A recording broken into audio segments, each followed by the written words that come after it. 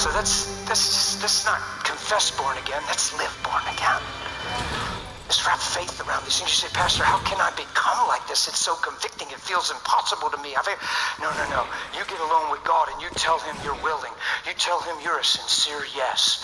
You get alone and you re-strengthen your yes. And you start telling him you believe it's possible to love like he loves and his spirit's in you. You're looking through his eyes and his heart is in you. Thank you, I'm not lacking any good thing.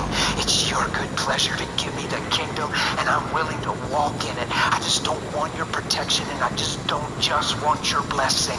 I want your life, your nature, your image, and I want your love. Let it flow through me. You start talking like that to the Lord. You start thanking God for the gift called life. Yeah, instead of dreading it and asking him to get you through it. People say, they joke about it in the church. They say, well, we're going to heaven someday. We just got to suffer through the hell for a while. I don't even know what you're talking about. Forgive me. You can call me anything you want. Judge me for saying that. I don't know what you're talking about. When my wife's struggling in 8 years of identity crisis, I'm not in hell and I'm not going through hell. I'm privileged to manifest Christ and love her in the midst of weakness and see God make her strong. So in that place, I'm at my best. But if I'm self-centered and self-focused, now I feel sorry for myself and I can't take anymore.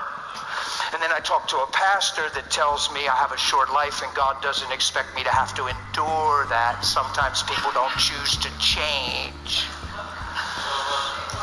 So maybe it's best to just move on. Because you can't suffer your soul like that. My soul's not suffering. It hurts for her.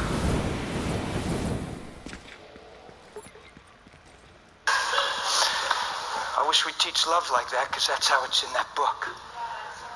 And that's exactly what God did for every one of us. Every one of us. If you were honest, you knew to do right, and you did wrong after you knew to do right. You know that. You've been convicted by that. We have convictions we don't follow through with, and God didn't say, well, if they didn't change by now, they ain't gonna change. Forget them. Whoever came to an altar and God just showed up at the altar and said, oh, coming now. Yeah. Tears looking all sincere. You should have came 6 months ago when I convicted you. You caused a lot of hell and pain and hurt a bunch of people. In fact, it's good I don't slumber because you kept me up all night anyway. I'll tell you what, I'll come back in 24 hours. I'm going to meet with the elders and we'll just see what's up and I'll get back to you tomorrow. You ain't seen God do that to nobody. While their sin is abounding, grace is coming greater to rescue them from every lie they're living. And mercy is triumphing over judgment. And love is covering a multitude of sin. That doesn't mean sin's okay. It means we weren't created for it. We're created to be one with him. Yeah? So you come out of darkness. You don't pray a prayer to go to heaven. You come out of darkness into the light.